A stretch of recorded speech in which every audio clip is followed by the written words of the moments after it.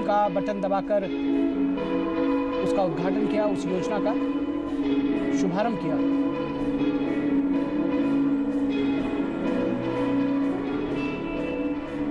इस हाउसिंग परियोजना की ये तस्वीरें हैं जो प्रधानमंत्री के सामने इस वक्त दिखाई जा रही हैं। हम ये सीधा प्रसारण आपको चंडीगढ़ से दिखा रहे हैं। चंडीगढ़ हाउसिंग बोर्ड के द्वारा ये एक स्व-वित्त पोषित योजना है जिसका उद्घाटन प्रधानमंत्री ने किया। जो स्वयं प्रधानमंत्री जी के हाथों अपने मकान की चाबी और कागजात यहाँ प्राप्त करेंगे। उनके नाम क्रमानुसार इस प्रकार हैं। सबसे पहले सौभाग्यशाली श्री प्रीतम सिंह एवं उनकी अर्धांगिनी श्रीमती बबीता गुसाई। आपको बहुत बहुत शुभकामनाएं। श्रीमती अंजू महाजन। इस हाउसिंग परियोजना में जो अलॉटीज़ हैं उनका अलॉटमेंट और एक सांकेतिक चाबी प्रदान करते हुए प्रधानमंत्री नरेंद्र मोदी इस तरह के जो भी अलॉटीज़ इसमें ड्रॉ ऑफ लॉट्स में जिनका नाम निकला है, हार्दिक बधाई। प्रधानमंत्री के हाथों श्रीमती अंजू महाजन अलॉटमेंट मिलने का मौका मिल रहा है।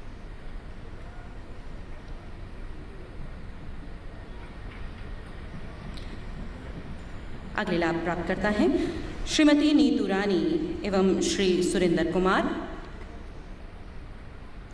आपको भी बहुत बहुत बधाई।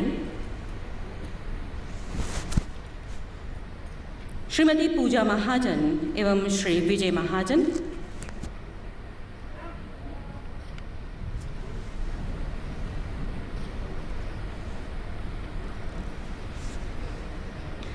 बहुत बहुत शुभकामनाएं। श्री रविंद्र कुमार गोयल एवं श्रीमती नीना गोयल।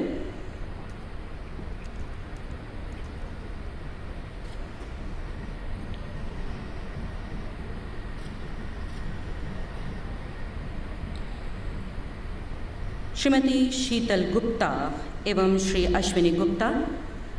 एक बार जोरदार तालियां इनके लिए। बहुत बहुत शुभकामनाएं। श्रीमती शीतल गुप्ता एवं श्री अश्विनी गुप्ता।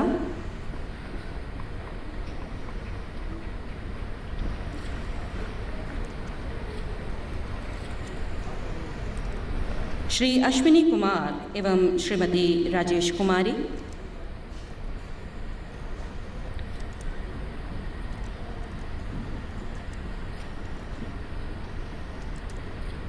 श्रीमती रेणु बाला एवं श्री अनिल कुमार। आपको भी बहुत बहुत बधाई।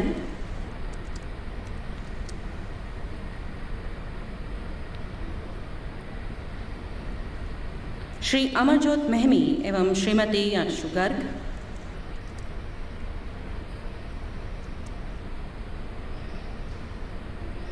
बहुत बहुत शुभकामनाएं।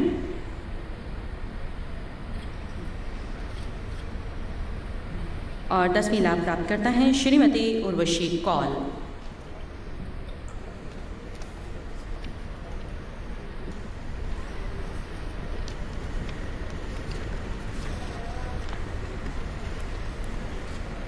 सर आपका बहुत बहुत आभार। और अब वो क्षण है जिसका सिटी ब्यूटीफुल के वासी बेसब्री से इंतज़ार कर रहे हैं। जन जन के प्रिय माननीय प्रधानमंत्री नरेंद्र मोदी जी से सादर निवेदन कि वे अपने आशीष वचनों से हम सभी का मार्गदर्शन करें और इस आयोजन को सफलता के चरम पर पहुंचने का सौभाग्य प्रदान करें। आपकी जोरदार तालियों के बीच में मैं सादर निमंत्रण देती हूँ।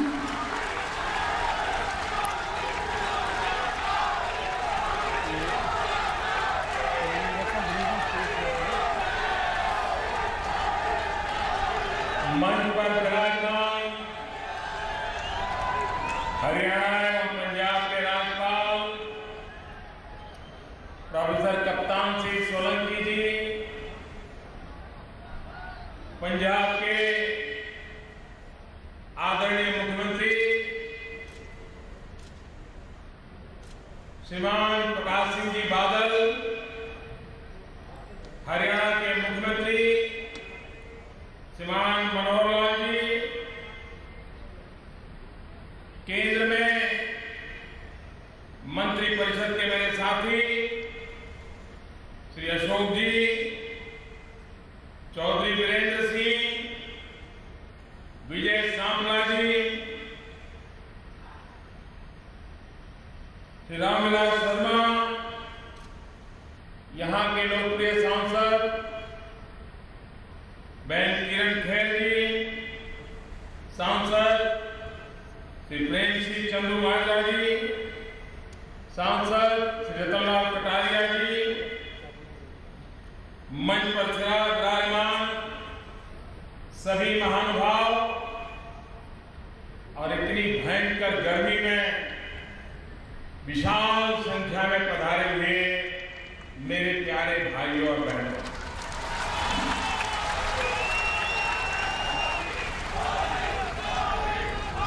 एक समय था जब मैं भी चंडीगढ़ में वहां सामने आप लोगों के साथ बैठ करके बड़े बड़े नेताओं के भाषण सुनता था, कार्यक्रम में आता था और आप सबसे सहजता से मिलजुल पाता था। लेकिन पद के साथ कुछ कठिनाइयां भी आती हैं। एक प्रकार से सिक्योरिटी संभालने वाले लोग ही निर्णय करते हैं कि हम बाएं जाएं कि दाएं जाएं, और उसके कारण मेरे सामने बैठे हुए बहुत चेहरे मुझे परिचित दिखाई दे रहे हैं, जिनके बीच ही मैं जीता था। आज मैं उनसे मिल भी नहीं पा रहा हूं। ये कभी कभी चीजें बड़ी पीड़ा करती है, लेकिन क्या करें, अब व्यवस्था के हम पाबंदी आ गई है तो, लेकिन अपनों के दर्शन हो रहे हैं मुझे दूर से। प्रधानमंत्री का दायित्व संभालने के बाद सार्वजनिक रूप से आप लोगों से मिलने का मुझे पहला अवसर मिला है। और बादल साहब ने एक बढ़िया बात बताई कि ऊपर के लोगों का तो मिलना जुलना होता है, चाहे हरियाणा हो, पंजाब हो, चंडीगढ़ हो, लेकिन जनता जनार्दन का मिलना बहुत कम होता है।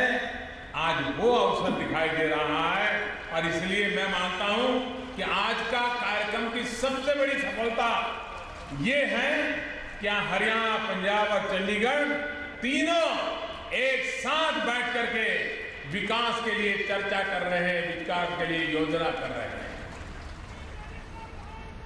आज सुबह मैं यहां पहुंचा और सबसे पहले एयरपोर्ट के नए टर्मिनल के लोकार्पण का मुझे सौभाग्य मिला। मैं चंडीगढ़ बहुत रहा हूं, बहुत आया हूं,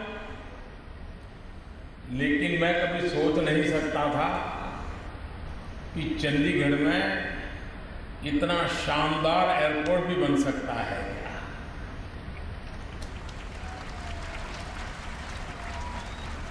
मैंने उसकी सारी व्यवस्थाओं का देखा, मैं बहुत प्रभावित हुआ।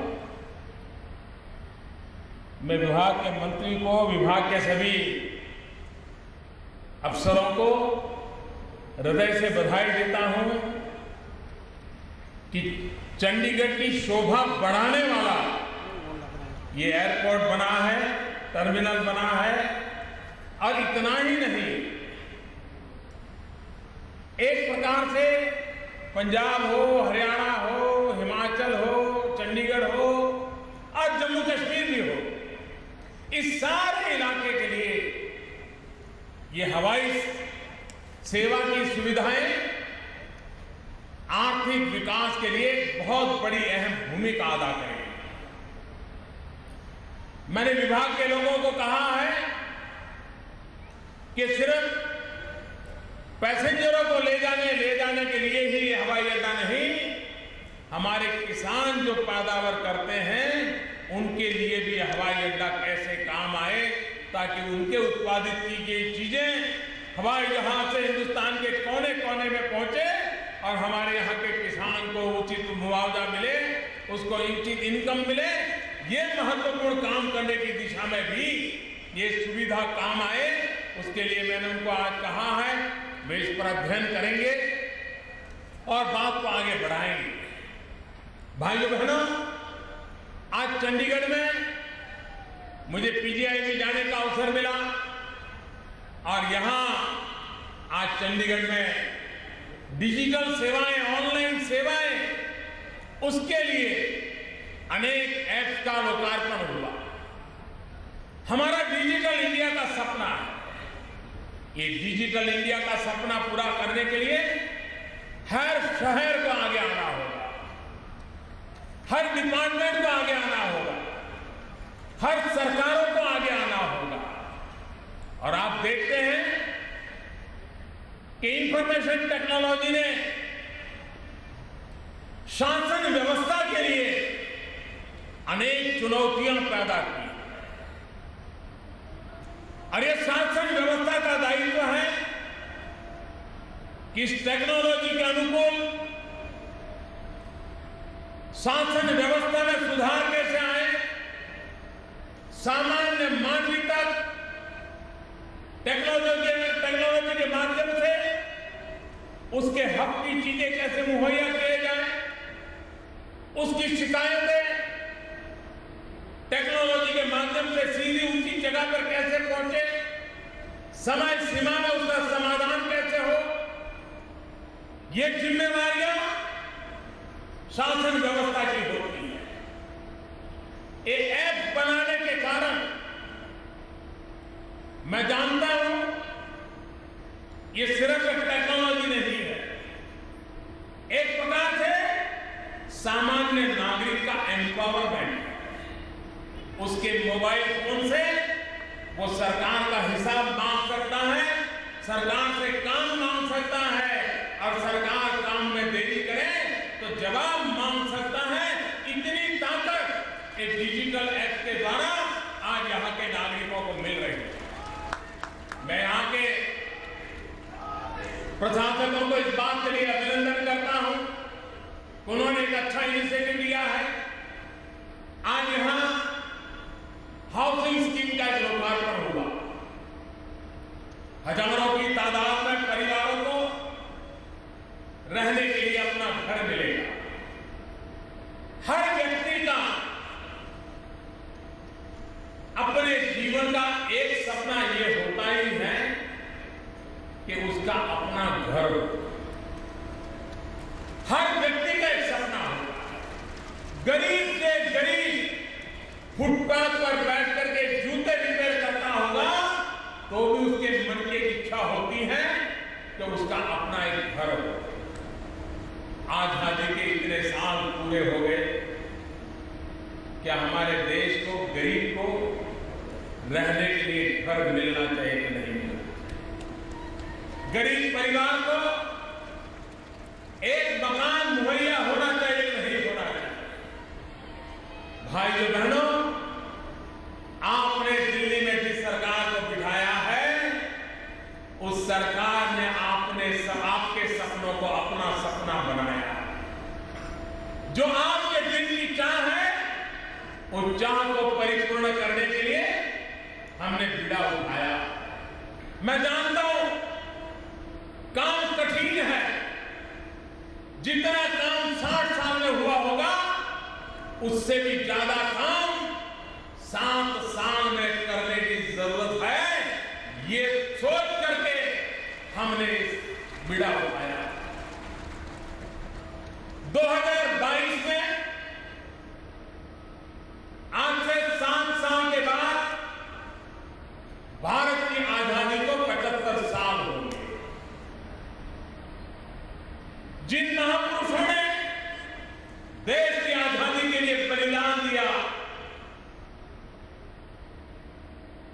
भगत सिंह, सुखदेव, राजगुरु, अरे आप अंडमान निकोबार में जाइए, वहां पर अंडमान में काले पानी की सजा भुगतने वालों की सूची देखोगे तो आपको ढेर सारे मेरे पंजाब के जवान मां भारती की आजादी के लिए जीवन खपा दिया, उसकी सूची मिलेगी आपको। कितने लोगों ने बलिदान, कितने लोगों ने कितने लोगों ने पुलिस के जुल्म सहे, कितने लोगों ने ब्रिटिश सल्तनत के अत्याचार झेले, और तब जाकर के हमें आजादी मिली।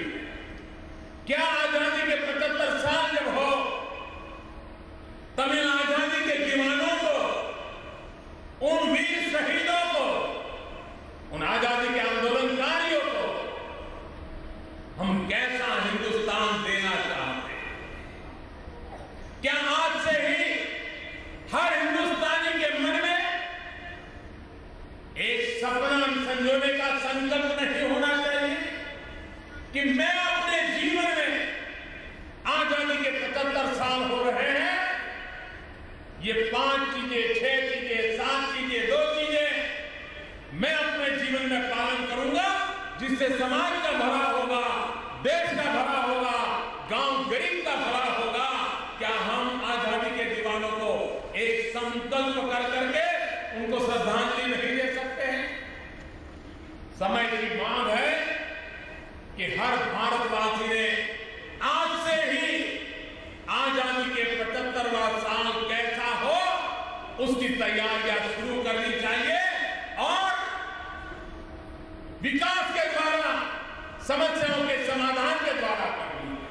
और उसमें एक सपना मेरा, वो सपना है 2022 में जब भारत की आजादी के 75 साल हो, तब हिंदुस्तान के गरीब से गरीब व्यक्ति को भी रहने के लिए उसको अपना घर मिल जाए। ये काम मैंने सर पे लिया। मुझे आपका साथ चाहिए, आपका सहयोग चाहिए। और उसी के सिलसिले में आज हजारों चंडीगढ़ वासियों को हाउसिंग स्कीम के अंतर्गत मकान देने का मुझे सौभाग्य मिला। आने वाले दिनों में करोड़ों करोड़ मकान बनाने की जरूरत पड़ने वाली है।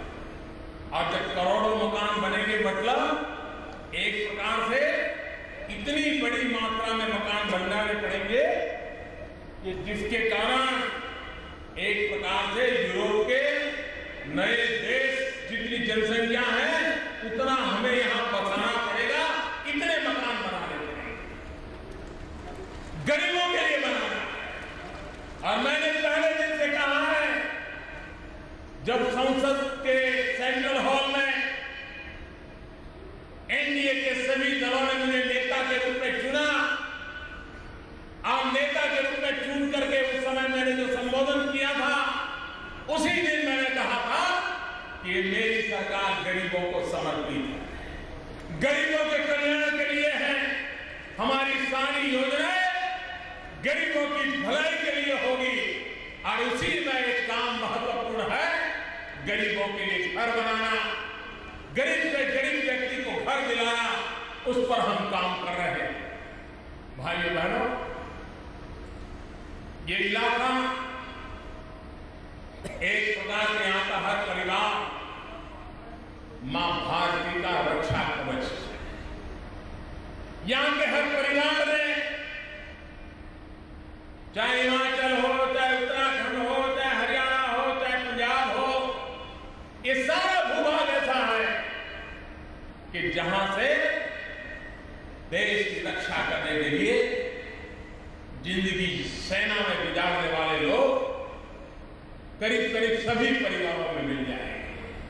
कोई आज की पीढ़ी के मिलेंगे तो कोई पुरानी पीढ़ी के मिलेंगे, लेकिन मां भारती की रक्षा के लिए जीवन लगाने वाले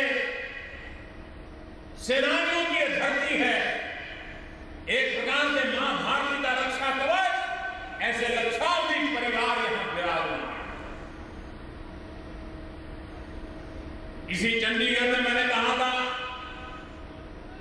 हम वन रैंक वन पेंशन के लिए गंभीरता से कदम उठाएंगे।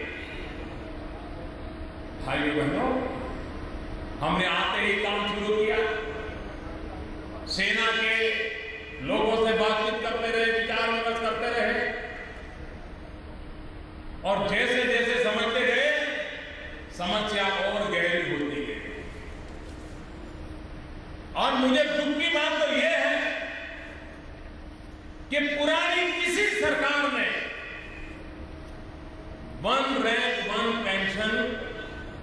ये क्या है,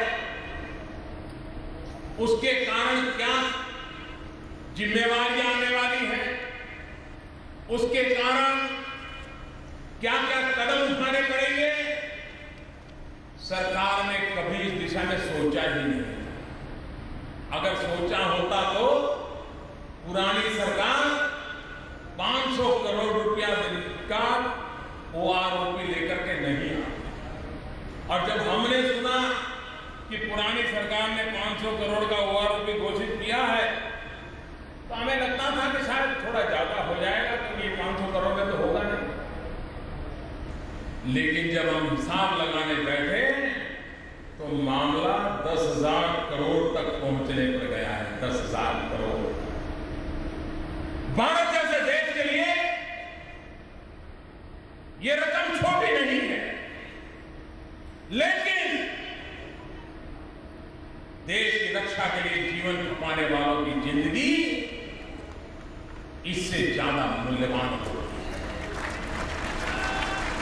और इसलिए हिंदुस्तान के गरीब से गरीब व्यक्ति ने भी सेना के जवानों के लिए इतना बड़ा अहम कदम उठाया। इसे एक सरकार को क्रेडिट मत दीजिए। ओआरओपी के लिए नरेंद्र मोदी को क्रेडिट मत दीजिए। मैं देश के जवानों को कहता हूं कि इतना बड़ा 10,000 करोड़ रुपयों का खर्च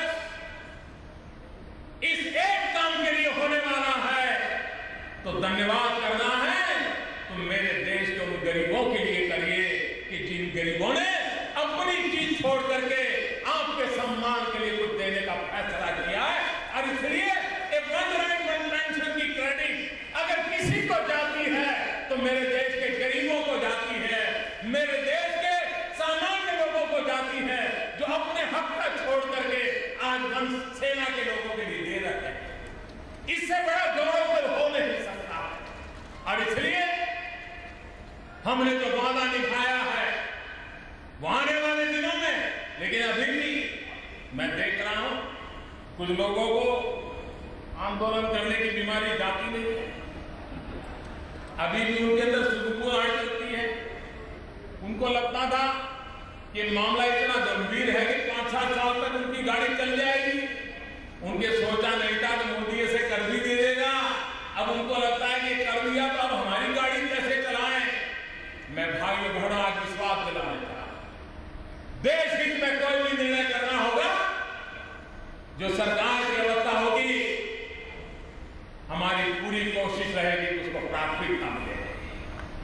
ये हमारी कोशिश रहेगी, क्योंकि हम ये देश को आगे बढ़ाने के लिए सरकार चला रहे हैं, विकास की नई ऊंचाइयों पर जाने के लिए सरकार चला रहे हैं। आपने हमें इतना भारी बहुमत दिया।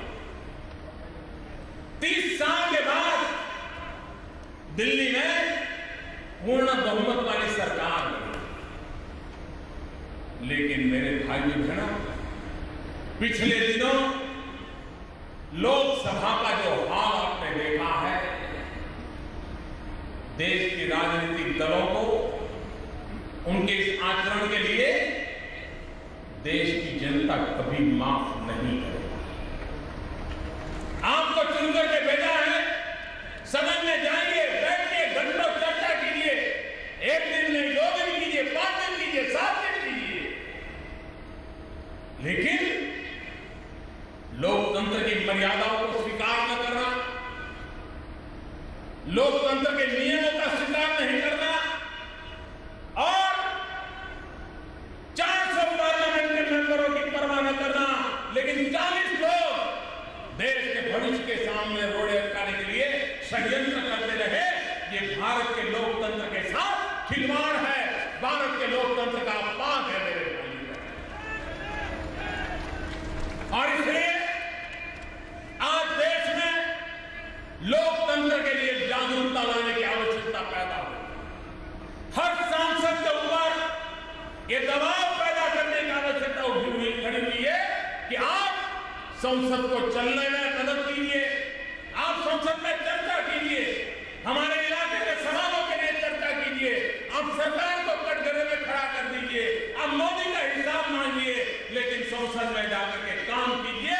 ये बात जनता जनार्दन ने सांसदों पर दबाव डालने का वक्त आ गया है। कुछ लोग अपने अहंकार के कारण देश की संसद को बांध में रखे, देश की संसद को चलने न दे। भाइयों बहनों, इससे बड़ा कोई दुर्भाग्य नहीं हो सकता है। और इसलिए मैंने निर्णय किया है, अगर लोकसभा में हमें बात को रोक दिया गया, लोकसभा में हमारी आवाज को गौण दिया जाता है, तो लोकसभा से आगे भी एक जनसभा होती है, और जनसभा किसी से कम नहीं होती है।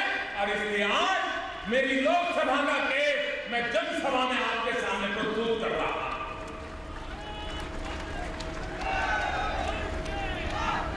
भाइयों बहनों, विकास की नई ऊंचाइयों को पार करने के लिए सरकार ने अनेक अहम कदम उठाए, चाहे भ्रष्टाचार के खिलाफ लड़ाई हो, चाहे विदेशों में से काला धन वापस लाना हो, चाहे महंगाई को कंट्रोल करने का प्रयास हो, चाहे गरीब से गरीब व्यक्ति को विकास की यात्रा में आगे आने का अवसर मिलता हो, चाहे जनधन अकाउंट की योजना हो, चाहे इंश्योरेंस स्कीम लाए हो, चाहे अटल पेंशन योजना लाए हो, गरीबों की भलाई के लिए लाए। हमारे देश के किसान कभी उनको प्राकृतिक आपदाएं झेलनी पड़ती थी, लेकिन किसान को मुआवजा देने में कोताही बरती जाती थी।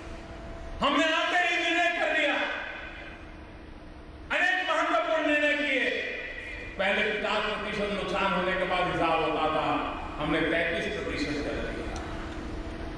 हमने उसके दायरे को बढ़ा दिया, हमने मुआवजे को बढ़ा दिया।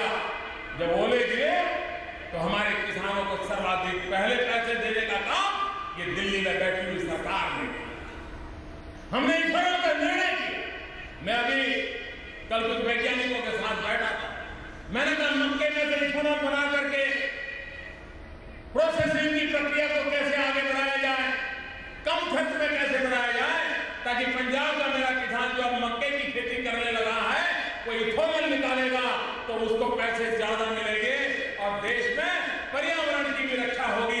इस पर काम करने के लिए मैंने वैज्ञानिकों को कहा है कि आप ऐसी सरल टेक्नोलॉजी डेवलप कीजिए ताकि छोटे से किसान को भी ज्यादा फायदा। हम एक के बाद एक उन निर्णयों को करते चले जा रहे हैं, क्योंकि जब तक हिंदुस्तान का गांव सक्षम नहीं होगा, सामर्थ्यवान नहीं होगा, यह देश सामर्थ्यवान नहीं हो सकता। गांव की ताकत बढ़नी चाहिए और उस दिशा में हम एक के बाद योजना कर रहे हैं। हम स्मार्ट सिटी की योजना लाए। मैं चंडीगढ़ वासियों से विशेष आग्रह करता हूं, चंडीगढ़ के अंदर स्मार्ट सिटी एक जन आंदोलन बनना चाहिए।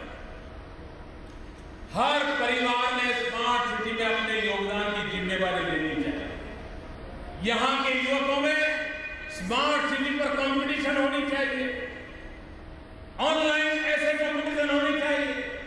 हम स्मार्ट सिटी कैसा चाहते हैं और उसमें हमारा योगदान क्या होगा, एक नागरिक के नाते हम क्या कर्तव्य निभाएंगे। पहली बार देश में चैलेंज रूप पर स्मार्ट सिटी तय होने वाले। जो नगर आगे बढ़ेंगे, जो नगर महत्वपूर्ण निर्णय करेंगे, जो नगर अपने पैरों पर खड़े की ताकत रखेंगे, वो स्मार्ट सिटी की कंपटीशन में आगे आएंगे और तब जाकर के भारत सरकार उनको अतिरिक्त धनराशि देकर के आज जहां है वहां से 21वीं सदी के शहर बनाने की ओर ले जाएंगे। और इसलिए मैं चंडीगढ़ को निमंत्रण देता हूं कि आपको जो अवसर मिला है, पहले राहों में चंडीगढ़ को एंट्री मिल चुकी है, लेकिन आगे की स्पर्धा कठिन है। वो आगे की स्पर्धा के लिए चंडीगढ़ को अपने आप को तैयार करना पड़ेगा। सिर्फ लाल दौरा कर करके बैठे रहने से बात बनने वाली नहीं है। और इसलिए मैं चंडीगढ़ के लोगों से आग्रह करूंगा और यहाँ के प्रशासन में बैठे हुए लोगों से भी आग्रह करूंगा कि स्मार्ट सिटी के लिए जनता को प्रशिक्षित करें, एक जन आंदोलन बनाए और जनता स्वयं स्मार्ट सिटी बनाने के लिए आगे आए, तो सरकार की मदद उसे स्मार्ट सिटी बनाने में देर नहीं होने देगी। साफ एक ही मंत्र लेकर के हम चल रहे हैं, विकास को ही आगे बढ़ाने का मंत्र लेकर के चल रहे हैं। और मुझे विश्वास है कि विकास के इस मंत्र के अंदर चाहे पंजाब हो, हरियाणा हो, चंडीगढ़ हो, हिमाचल हो, जम्मू कश्मीर हो, ये पूरा क्षेत्र विकास की नई ऊंचाइयों को पार करे ताकि हमारे नौजवानों को रोजगार मिले। जितनी बड़ी मात्रा में हम नौजवानों को रोजगार देंगे उतनी देश की आर्थिक स्थिति में ताकत आने वाली है। उन बातों को लेकर के हम चल रहे हैं। मैं फिर एक बार यहाँ इस समारोह के लिए आदरणीय मुख्यमंत्री जी का, गवर्नर साहब का, यहाँ के सभी सांसदों का हृदय से अभिनंदन करता हूँ। बहुत बहुत धन्यवाद। बहुत बहुत धन्यवाद सर, आपका हार्दिक आभार। निश्चय ही आपका आना, हमारा मार्गदर्शन करना और इस आयोजन का सार्थक होना आने वाले भविष्य का शुभ संकेत है। मैं गुजारिश करूंगी चंडीगढ़ प्रशासन के सलाहकार आदरणीय श्री विजय देव जी से कि वो हमारे मुख्य अतिथि व अन्य सभी विशिष्ट अतिथियों के पधारने का धन्यवाद विधिवत रूप से करें।